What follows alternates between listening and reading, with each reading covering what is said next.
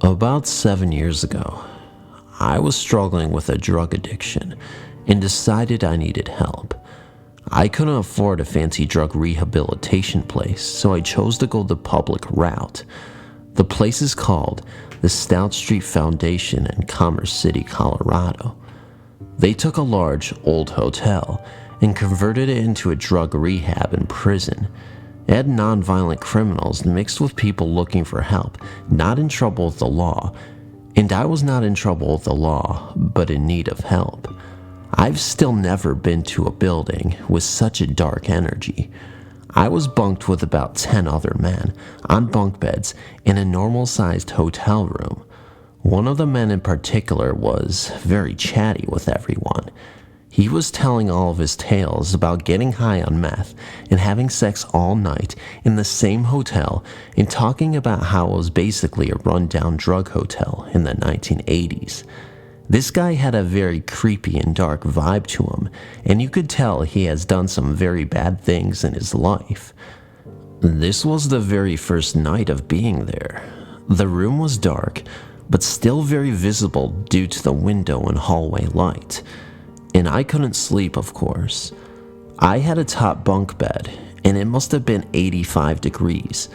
Everyone else was sound asleep. I was tossing and turning and very alert. And I remember I was on my side facing the wall and flipped sides towards the room.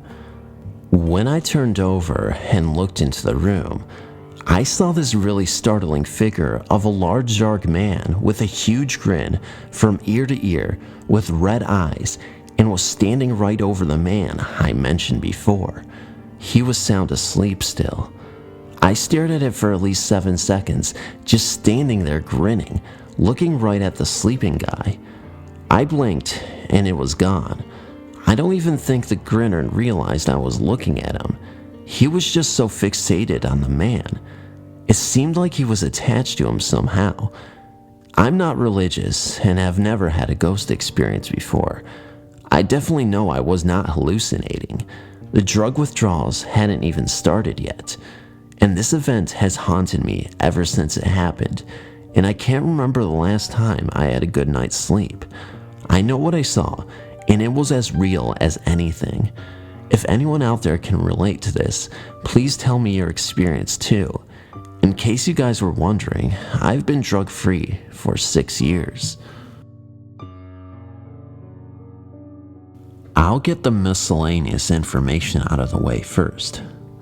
My soon-to-be husband and I moved into our current residence approximately 1 year ago.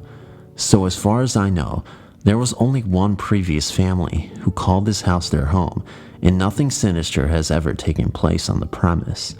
The house is a newer construct in a quiet residential neighborhood. Though I am not a skeptic, I've never had to deal with anything paranormal. The past couple weeks have definitely been a new experience for me. 2 weeks ago, I thought I heard a voice while I was sleeping. Asking my boyfriend if he'd said anything, I got no response. As he was obviously sound asleep, I decided I was dreaming and rolled over towards the closet, which is situated behind my bedroom door, which always remains closed. Though I considered getting up and drinking a glass of water, I stopped moving when I saw a fuzzy white form near the closet door. A sweater that I have hanging there moved as it passed underneath it. Within moments, the shape had disappeared. Confused, but not scared or concerned, I convinced myself I was dreaming and went back to sleep. After that night, I've been consistently waking up between 3 a.m. and 4 a.m. Sometimes it is because of noises. Other times, the room just doesn't feel quite right. 3 nights after seeing the fuzzy shape, I woke up to the sound of something falling or someone stumbling. At least that's how it sounded to me. In the same place as the previous sighting, I saw the shape of a tall man. He was shadowy and seemed oddly formed. Slightly frightened at this time, I turned to press my face against my boyfriend's back.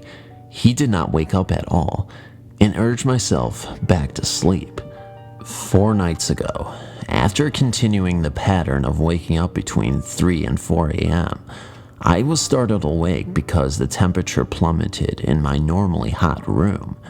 Though it is usually humid enough in the bedroom so that I can't sleep without an industrial fan blowing at full strength, and though it is the middle of summer, the temperature became absolutely frigid. I was shivering and my skin was cold to the touch. Upon opening my eyes, I saw what I assumed was the same man, better formed this time, and wearing a grin that set my heart pounding like crazy.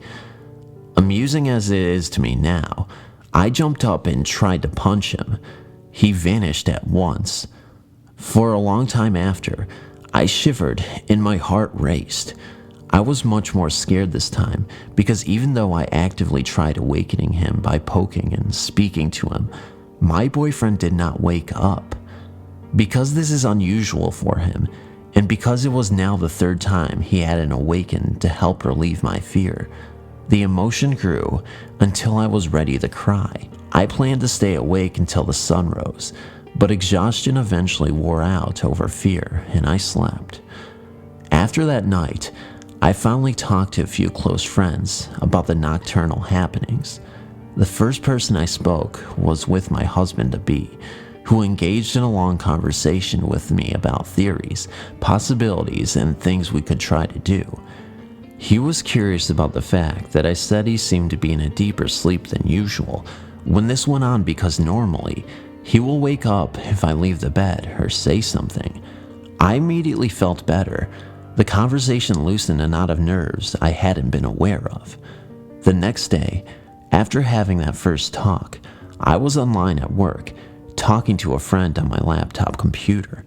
We were discussing what had been happening, and I told him I was going to start looking up who the man could be, what he wanted, etc. With as little information as I had, however, I wasn't feeling confident I would find anything on him.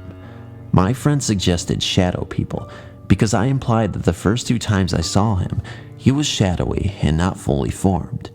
As I was about to reply that 3rd time, he was fully formed and not like a shadow at all. The temperature dropped and my computer keeled over. It was plugged into the wall. No low battery warning came up, and it did not overheat. I kept it propped on a store-bought stand that prevents overheating, and when I touched the bottom, thinking that was the cause, it was cool to the touch. Now I work alone in a small drive-through store that is perpetually 5 to 20 degrees warmer than the outside air. Unless I walk into the cooler, it just doesn't get cold in there. I felt like a drop of ice water slid down my spine, and I quickly turned my computer back on, stand up perfectly, no problems, and locked back on. What disturbed me the most was when I got back into conversation with my friend. The first thing he said was, "Sorry for disappearing on you. My computer completely flatlined." Thought it was a power outage at first, but nothing else was affected. It was kind of weird. Yes, and even more weird that the same thing happened to me, thousands of miles away, at the same time. With as unimpressive as these occurrences are, I've been willing to pass them off as dreams, imagination, coincidences. The only things I keep coming back to that convince me maybe I'm not just imagining things are the temperature drops in places that are consistently uncomfortably warm, the strangely malfunctioning computers, and the sheer burst of uninhibited terror I felt when he smiled at me. I know that doesn't seem like that should be the biggest thing here, but it is the point I keep coming back to, in my mind and when I speak with any of my friends about it. I almost don't care why he's hanging around, but the intimidating leer of the grinning man haunts my thoughts now, even while I'm awake. This story happened to my mom. It was during the 1960s, when she was still sleeping with her brothers and sisters in one house. They have inherited a big house from my grandfather. He was a doctor, so having a couple of her cousins sleeping over is not a problem. Their house was built near a river with a wooden bridge over it. Here's where her story begins. All of them came home late from a party. They were all tired and decided to call it a night and went to their own rooms. My mom was staying with two of her sisters in one room. Her bed was located right beside a big window that's made out of wood and would just open from the middle, then the shutters will just slide from side to side. That night, due to excessive drinking, my mom woke up because she needs to go to the bathroom, so she went back to bed. When she was about to doze off, she could feel something or someone was watching her. She opened her eyes and she saw a lady with long black hair outside their window. She was also wearing a black dress and her eyes were red. The lady was staring at her with a creepy grin on her face.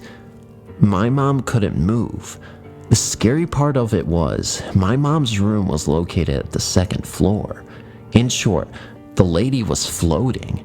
She tried to call her sisters, but they could not hear her. She felt so scared and just covered herself with her quilt. After a few minutes, she tried to check if the lady was gone, but when she peeped out of her quilt, the lady was still there, staring and grinning at her. Hey guys, Phantom of Darkness checking in on you again, just to make sure you are doing alright and you're snuggled at home soundly and safely. I would of course love if you subscribe, share my video especially, because that's what helps the most. But really, leaving a comment, subscribing, and sharing my videos are probably the best way to go, if you actually support my channel and love what I'm doing. If you don't love what I'm doing, I don't know why the hell you're watching this video anyway, but if you are, I'm glad. Anyway, just let me know what you thought of this recent video, because I'm a control freak and I tell you what to do. And that's just my calling card. See ya guys. Love you so much.